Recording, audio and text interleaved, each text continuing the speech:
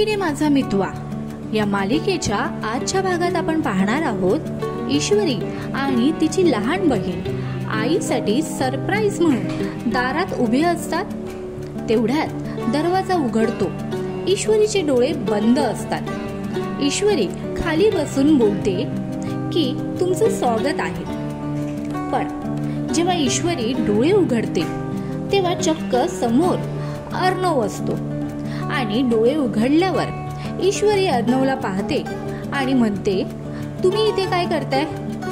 तेवढ्यात मागून ईश्वरीची आई येते आणि ती म्हणते, तुम्ही अजून दारात काय करताय? तेव्हा ईश्वरी चकित होते आणि विचारते, आई तू अर्णव सरांसोबत काय करते आहे? मग तुम्हाला काय वाटतं येणाऱ्या भागात नेमकं काय होईल? अर्णव आणि आईचे संभाषण तिच्या लहान बहिणीला सांगेल का? आम्हाला कमेंट मध्ये सांगा। तसेच तू ही रे माझा मितवा ही मालिका तुम्हाला आवडते का?